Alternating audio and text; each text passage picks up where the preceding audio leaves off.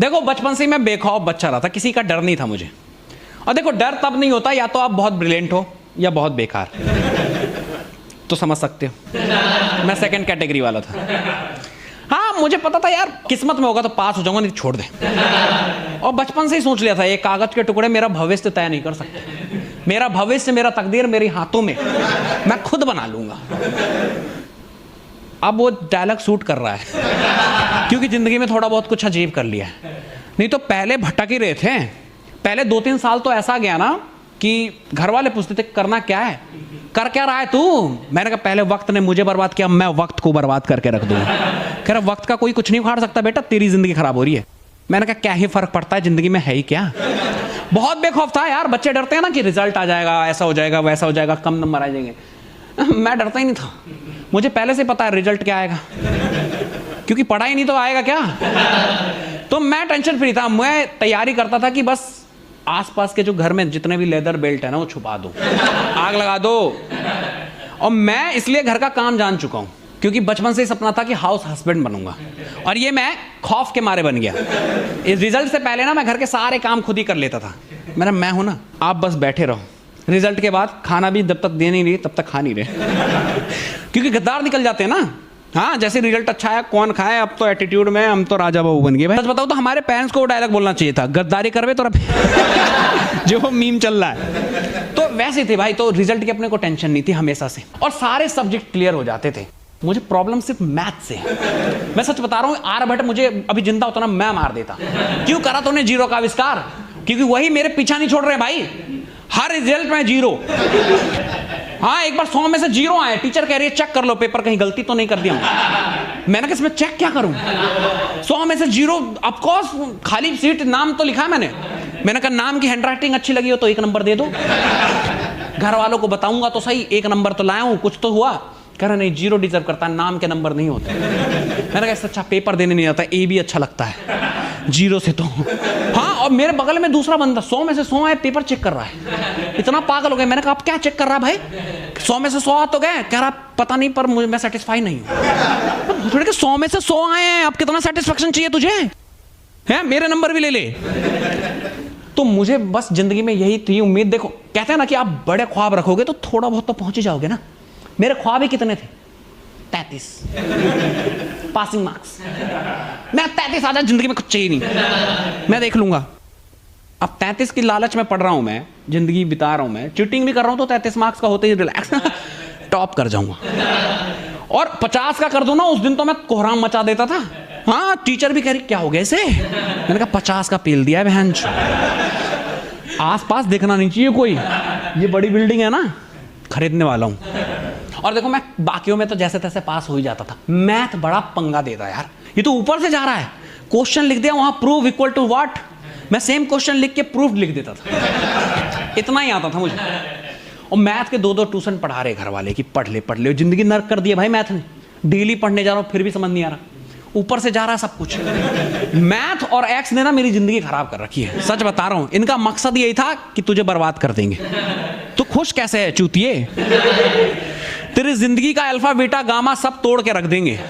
हाँ इनको जितना समझने की कोशिश करो उतना उलझते जा रहे हैं। हाँ मैं एक बार दिमाग लगाया मैथ में, मेरा दिमाग सर में दर्द हो गया भाई। मेरे घर वाले कह रहे दवाई खा ले, बहुत मेहनत कर ली तूने, जो चीज है नहीं उस पर जोड़ डालेगा तो दर्द ही होगा।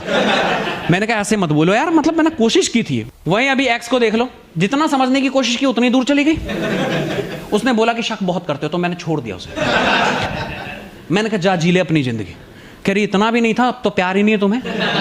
मैं चाहती क्या है, जब प्यार दिखाऊं तो चेप हो रहे हो, छोड़ दूं तो प्यार ही नहीं है, करे क्या मजबूर बंदा। तो इसलिए समझना ही छोड़ दिया मैंने, है ना। और भाई रिजल्ट का देखा आपने, बड़ा मतलब अलग ही सीन है। मैं तो सच बताऊं ना तो मैं भिखारियों की वजह से पास हुआ, मेरी मेहनत नहीं है। ये 10th 12th के रिजल्ट, हाँ 12th पे C लिखा हुआ है, अब चूतिया मत जज कर लेना। अरे कंपार्टमेंट आ गया था, हाँ तो अभी भी जज कर लेते हैं, कहते हैं तेरे तो रिजल्ट पे C लिखा है। भोसड़ी के वो C है कंपार्टमेंट। पास तो हो गया ना मैं अपनी मेहनत से, मेहनत ही क्या मतलब दुआओं से हुआ हूँ। मुझे दुआएं मिली, क्योंकि जिस तरीके के मेरे हालात थे, पास तो छोड़ो मतलब नंबर भी नहीं आने चाहिए, पर मैं कम से कम पास तो हो गया। तो मुझसे लोग जो छोटे बच्चे आजकल के सजेशन लेते कि भैया क्या करें कि मतलब पास वास हो जाए। मैंने कहा भिखारियों को पैसा वैसा दिया करो। इन्होंने भिखारियों को खूब पैसा दिया, पढ़ाई नहीं की, फेल हो गए। हाँ, रो रहे, कह रहे भैया आपने कहा था, मैंने तो सब कुछ दे दिया। मैंने कहा भिखारी अब साले सेल्फिश हो गए ना, उनको भी पता लग गया दिस इज बिजनेस। ये चूतियों के लिए दुआ किया, पास हो गया तो अगले साल कौन देगा? इनको फेल करो, नेक्स्ट ईयर फिर आएंगे। ये खौफ ही ऐसा है।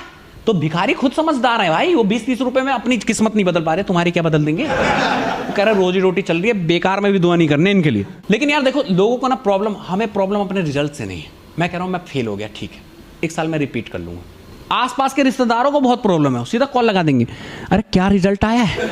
उनको सब पता होता है कौन बोर्ड एग्जाम में बैठा हुआ है। वहां पंगा हो जाता है, वहां फिर माँ बाप को टेंशन हो जाती है। और वो एग्जाम्पल ऐसे रखते, पता वो जो था, अरे वही जो तेरे साथ पढ़ता था, उसकी बेटी ने तो 99% स्कोर कर दिया है। अरे सुबह से गांव में बहन जो मीडिया दौड़ रही है। उसके बाद जो हमारा कुटापा चढ़ता है ना, पूछो मत, पूरे टाइम बिठा के न्यूज दिखा रहे होते हैं, ये देख। और न्यूज रिपोर्टर भी अलग ही है भाई, वो एक से एक भज गरीब, जिसके घर में कुछ भी नहीं है खाने के लिए, मतलब रोटी तक नहीं है, वहां के टॉपर को निकाल के लाएंगे। उसके बाप से पूछ रहे हैं कि आप क्या करते थे? कहता किसान हूं मैं। आपके बेटे ने तो जिंदगी बदल दी। उसके बाद वो जिंदगी में दोबारा नहीं देखा। 12th से किसी की जिंदगी बदली है? उसके बाद ही तो मेन पढ़ाई है। उसके पास पैसा नहीं है, बहन जो जमीन बेच के पढ़ेगा और बाद में नौकरी के लिए भटकेगा कॉल सेंटर में, hello hi can I help you. यही चल रहा भाई। बीटेक वाला कॉलिंग कर रहा है, बीकॉम करके कंस्ट्रक्शन कर रहे हैं, कुछ भी चल रहा है भाई। तो यहां कुछ भी उलटफेर हो रहा है, तो उसके बाद नहीं देखते। लेकिन उस समय तो मेन चीज वही है ना, हमारे माँ बाप देख, गरीब का बच्चा टॉप कर गया। मैंने कहा गरीब पैसे से गरीब था, दिमाग से तो ठीक ही था ना उसका बच्चा, है? इसमें गरीबी जैसी क्या चीज आ गई? और गरीब के बच्चे ने टॉप कर ली, इसमें कौन सी बड़ी बात है? मैं गरीब होता मैं टॉप कर लेता, तुम बन जाओ गरीब, अगले साल देखो टॉप ही है। कह रहे हम नहीं बन रहे गरीब। अरे यार देखो, उनके पास करने के लिए है क्या? बेचारे के पास एंटरटेनमेंट के नाम पे कुछ भी नहीं है ना? गर्लफ्रेंड नहीं है, मोबाइल फोन नहीं है, लैपटॉप नहीं है, टीवी नहीं है, बस बचा खुचा एक बुक दे दिया। अब वो बार बार घूम घाम के आते हैं, बुक पलट लेते हैं, कह रहे यही कर लेते हैं, है क्या करने को? हम पे देखो, गर्लफ्रेंड को टाइम दो, गर्लफ्रेंड की फ्रेंड भी लाइन मार रही है। उसके बाद रिश्तेदार आके कुछ ना कुछ गिफ्ट कर दे रहे। भाई हम बोल रहे हैं, कह रहे बेटा तुम खेलो। वही रिश्तेदार जो फोन करके पूछते क्या हुआ रिजल्ट? भोसड़ी के तेरा होवरबोर्ड चला रहा था मैं पूरे दिन। एग्जाम के टाइम पे तू पूछ रहा है होवरबोर्ड चलाना सीख गया? आऊंगा तो देखूंगा। मैं जो होवरबोर्ड गिफ्ट करके चला गया, मैं एग्जाम प्रिपरेशन की जगह उसको सीख रहा हूं भाई। घुटने टूट गए वो अलग। भाई हम इतना सब कुछ करते हैं, देख रहे हो, टीवी देख रहे हैं, मोबाइल चला लिया, ये गेम खेल लिया, वो गेम खेल लिया, उसके बाद भी हम पास हो जा रहे। कितनी बड़ी अचीवमेंट है यार, हमें प्राउडली बोलना चाहिए। मैं कह रहा हूं गरीब के बच्चे को एक बंदी पटाके दे दो, साला पास। मैं कह रहा हूं जिंदा ना रहे वो, मरवा देगी भाई लड़की। आसान चीज नहीं है हम जो झेल लेते हैं। तो हमें गरीबों के बच्चों से तुलना तो मत करो। हाँ मम्मी कह रही है देखो उसके पास लाइट भी नहीं है, स्ट्रीट लाइट में पढ़ा है। तो मैंने कहा स्ट्रीट लाइट की रोशनी तो आपके बल्ब से 10 गुना ज्यादा है ना, ये कौन सा एक्सक्यूज है? स्ट्रीट लाइट तो थी ना उसके पास। कहते तू बहस बहुत करता है, बात नहीं समझता मैं जो कहना चाहती हूँ। मेरी माँ कहती है मेरे कहने का कुछ और मतलब था कि तुझे फैसिलिटी दी, इतनी सारी चीजें दी, तू पढ़ नहीं पाया। मैंने इसलिए तो नहीं पढ़ पाया। कंफर्ट में कौन आसमान छुआ है भाई? है अगर तुम्हें इंसान को उस लेवल तक बनाना तो उस तरीके का दर्द देना पड़ेगा ना। है तुम उठ के कल को बोल दोगे कि जाओ फौज की तैयारी करो, मैं बहन चो कार से नीचे नहीं उतरा, मैं दुश्मन से क्या लड़ूंगा? अपने पैरों में ही टकरा के गिर जाऊंगा। जिसने जिंदगी में भागना नहीं सीखा उसको तुम सीधा रेस में दौड़ा रहे हो। अगर तुम्हें रेसर ही बनाना था तो बचपन से बताना था ना। हाँ हमारे साथ भी यार 12th तक ऐसे राजा बाबू की तरह पाला है, सारे ख्वाहिशें A to Z खर्चा दे रहे। उसके बाद 4 साल इधर कॉलेज, है ना, उसके बाद 1-2 साल घर पे बिठा के खिलाया, फिर कोरोना ने मौज दिलाए, उसके बाद कह रहे जाओ कमाओ। ये क्या लॉजिक है भाई? है ऐसे थोड़ी होता है भाई। अगर किसी को योद्धा बनाना है ना, फाइटर बनाना है, तो उसको वो कला स्टार्टिंग से सिखानी पड़ती है ना। ये थोड़ी ना कि जा लड़ ले, है ना। तो आजकल कोई कुछ भी कर रहा है, किसी का ऐसा नहीं है कि गोल पता है। ये कहने की बातें, लोग कामयाब हो जाते हैं, वो कामयाब बकचोदी कर देता भाई। हाँ कामयाब इंसान को लगता ही यही है कि बहनचो कामयाबी तो रोड पे पड़ी थी, हमें तो वही मिली है, तुम्हें नहीं मिली क्या? है उठाओ जाके वहां से। उनको इतना इजी लगता है, सच बता रहा हूं। और आज के डेट में कोई कुछ भी कर रहा है भाई, बीटेक करने के बाद MBA करके बैंक में नौकरी कर रहे हैं। बीकॉम वाला एमबीए करके बहन चो कुछ और कंस्ट्रक्शन लाइन में घुसा हुआ है, कोई कहीं कुछ भी कर रहा है। तो ऐसा कुछ जज मत करो भाई। और यहां पे देख लो यार, मेरे दोस्त की एग्जांपल बता दो, वो दिन रात जिम करके बॉडी बनाई, बगल वाले से लड़ाई, पतला सा लौंडा पील गया, उसके पास पिस्टल थी। तो हर बाप का एक बाप होता है। तो ये समझ लो कि जिंदगी में जो तुम्हारे पास है उसी का खुश रखो, फ्यूचर कुछ भी नहीं है भाई, आज ही है, रोज लो मौज लो, ना मिले तो खोज लो, कल की चिंता करोगे तो आज भी गया।